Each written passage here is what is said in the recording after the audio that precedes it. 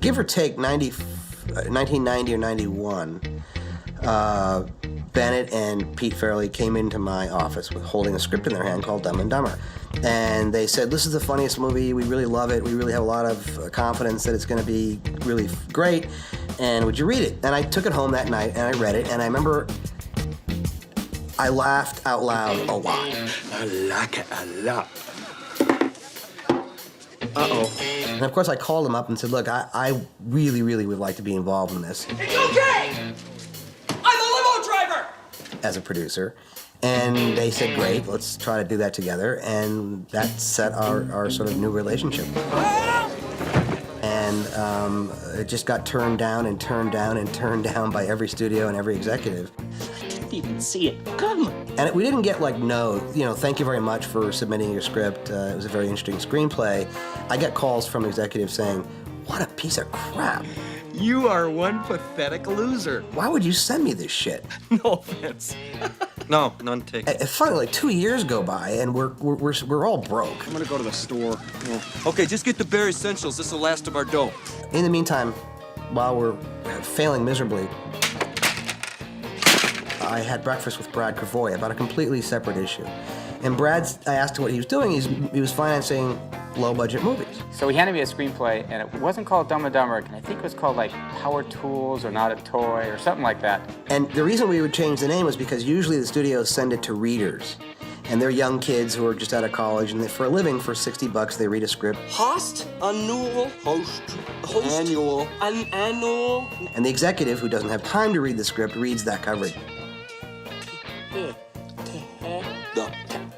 I'll never ever forget reading the screenplay because it was the very first time I read something that made me want to piss in my pants. I was laughing so hard. So Brad brought the script back to the office. We all kind of looked at it, and I remember to this day that it was the funniest script that I ever read and the script that I laughed the most out loud as I was reading. So that night, midnight, I called up Charlie. I said, we got to meet first thing tomorrow morning. Come in. We're doing this movie. Charlie came in, and that's when I met Peter and Bobby Farrelly for the first time. It's our big chance, man. But during the meeting, Peter and Bobby Farrelly started acting out the parts of Harry and Lloyd. And it was really funny. We guaranteed that we would make the movie for $2 million or less, and we started to cast the movie. We went to Steve Martin, he said no. We went to Martin Short, he said no. The film finally started to come together when we started to talk to New Line Cinema. How about a hug? And they had a really interesting attitude over there. Mike DeLuca kind of liked the script.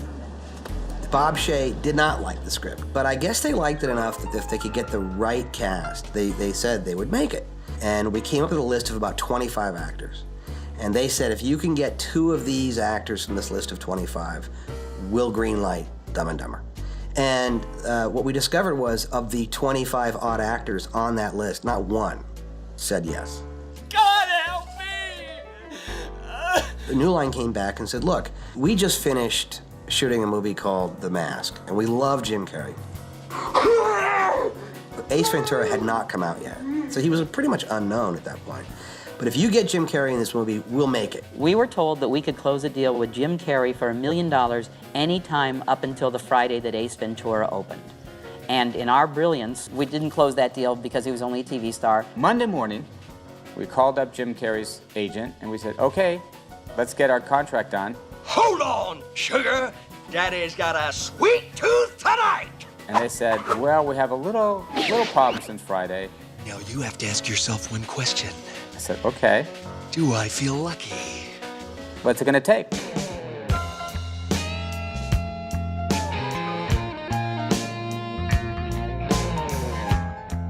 New Line said, finally, get Jim Carrey. We got Jim Carrey, and then Pete said, okay, I want Jeff Daniels for the other part. There was just something about it. I remember reading the script with this friend of mine, and I was gonna go read for it, and I said, is this funny? And I told him about the tongue on the pole scene. Are you okay? Oh yeah, I do this all the He time. goes, yeah, that's funny. Snowball in the head. He goes, yeah, that's funny. Sitting on a toilet. Yeah, that's funny. And they said, no, Jeff Daniels isn't funny. I mean, he's a good actor, but he's not funny. I had 3 agents on the phone. 2 out of 3 guys were going, this will ruin your career. This is the end of everything. We cannot recommend more strongly that you do not do this movie. And the guy in New York, Paul Martino, I've been with since for 27 years, and Paul was the only one who said, do the movie.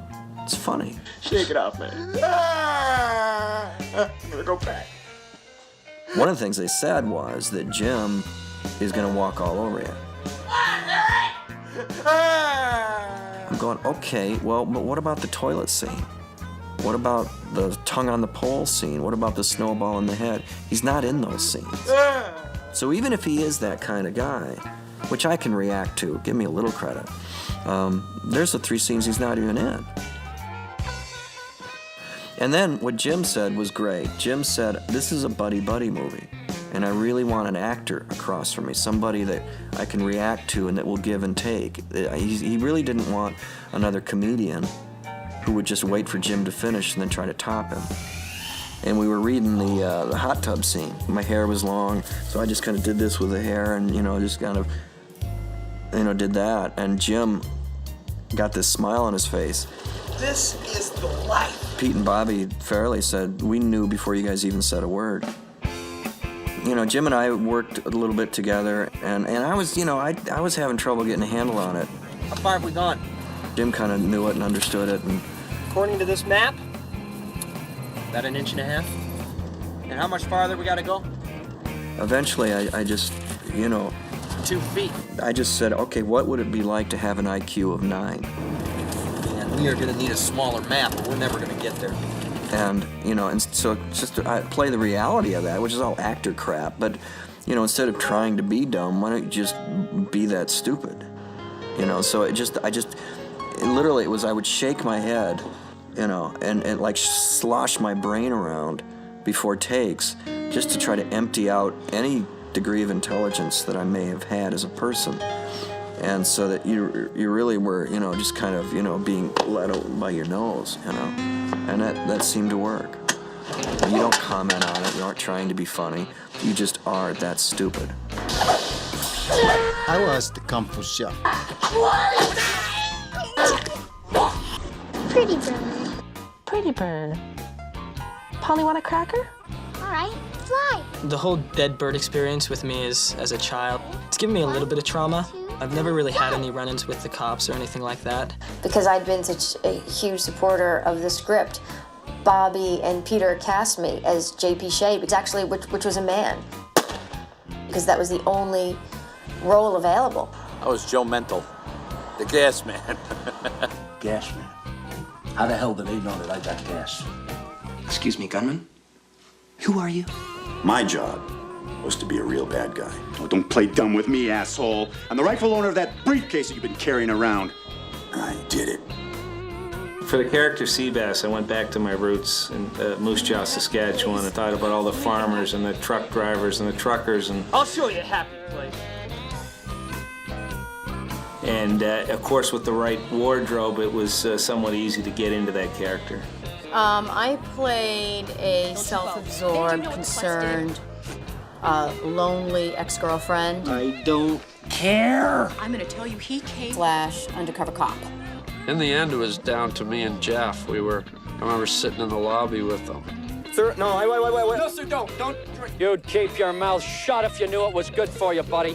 I'm sure if they went with me, it would have been all over the place. As a little side thing, they asked me if I wanted to play the cop, and I was like, sure, man. Bring it on. Bring it on real nice life.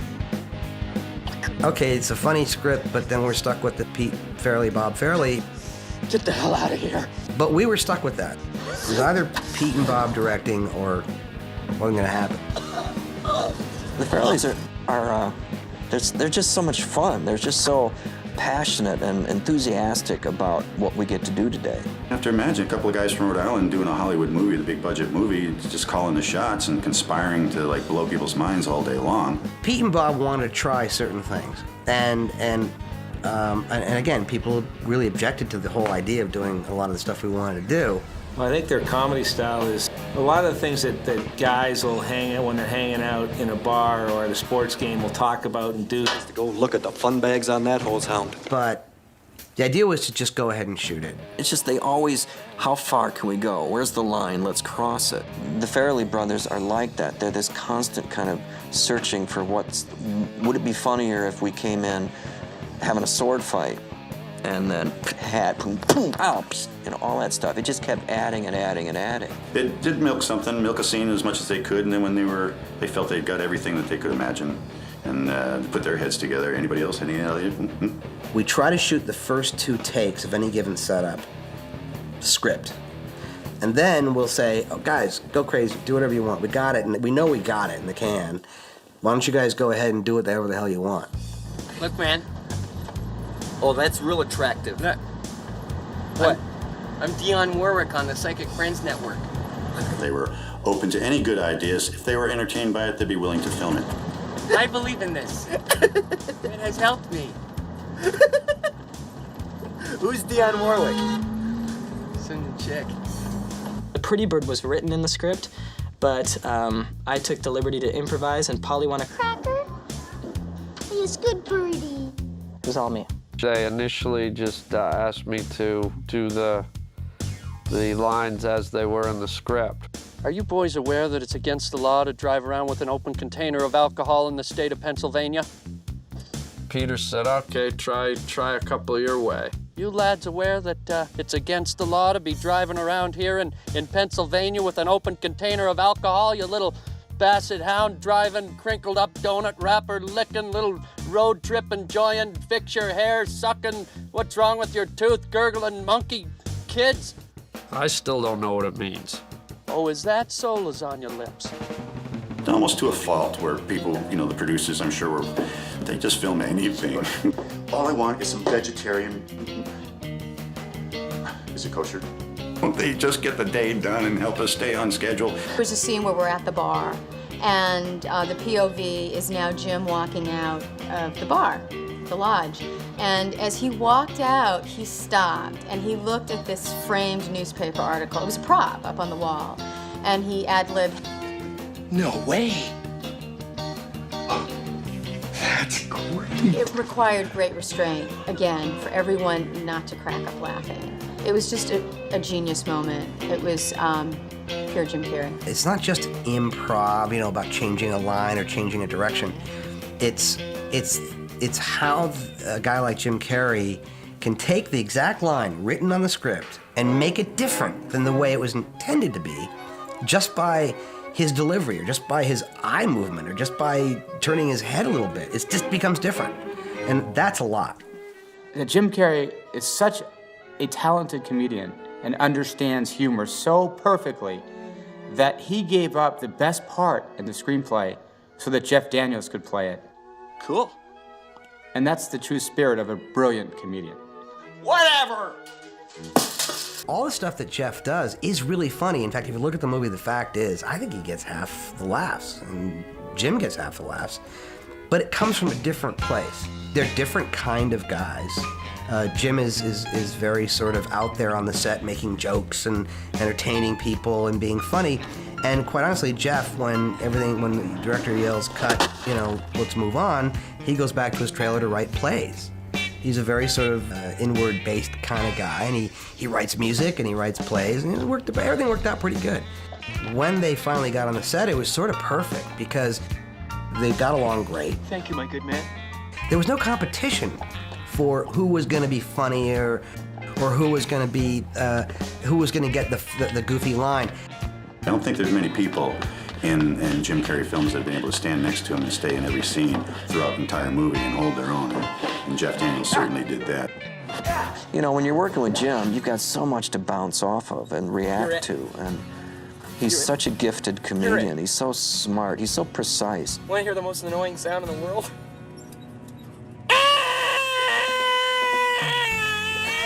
Somebody to react to that and bounce off of that. It was easy. He made it easy. It was all about whatever happens, keep going because it could be great. The magic on the set between Jeff and Jim was a chemistry. It was not an intellectual issue. They just got together and did it. They fit together so well, and I think that's why the film was so successful ultimately, was the chemistry between Jim and Jeff. There's an old saying, a movie's never as good as its dailies or as bad as its first cut, but you get a feeling, and the feeling on the set as we were making Dumb and Dumber is that we were making something that was going to be really good and that we were going to be really proud of. I can tell you the truth, I never, during the making of the movie, even during the editing process, ever thought, wow, this is going to be a big hit. Dumb and Dumber's a classic movie, groundbreaking film, and when I say groundbreaking, most people watch it once, go to Home Depot, grab a shovel, dig a hole in their backyard, and bury the goddamn thing. Well, Dumb and Dumber is an anomaly. I mean, no one quite understands how such juvenile humor attracts the CEO of a corporation. And they're not ashamed to tell you that they love Dumb and Dumber. They'll ask me if I'm really blind. They'll ask me if the bird was real. And I just have to kind of look at them and wonder, what is wrong with you? I'd be playing, I'd be actually on the ice, and I'd hear from the other team's bench people yelling Seabass or kick his ass, Seabass. Oh, you're that Kung Fu chef. Wow, you know, all those movements and all those words, yeah. Clint Eastwood came up to me and said that happened to him. That toilet scene, he was dating some girl, he really wanted to impress her, he'd eaten the wrong thing at lunch, he got to her house to pick her up for dinner or to go out or whatever, and he needed to find the bathroom now. And to have somebody like Clint's stature, tell you that story, and I guess it's nice to know the movie connected with him as well. I think this film continues to reach new audiences because I think it's you know, rarely tire of stupidity, and this is a celebration of knuckleheads. A lot of the humor seems to span across the world, and people just love it. It's so simple, yet so complex in its humor, and that's the beauty of it. It works on so many different levels, that movie. Did we know we were doing a classic? Probably not. Jeff Daniels probably knew. I'll bet you he knew. I knew we were on to something at least unique. I had no idea that it would be received and enjoyed by so many people so many years down the road. And that's a great thing, you know. The last time I looked, the Greeks were holding up 2 masks. And comedy should be on an equal level with drama. It really should. And whether you're sitting on a toilet or, you know, doing Shakespeare, funny is funny.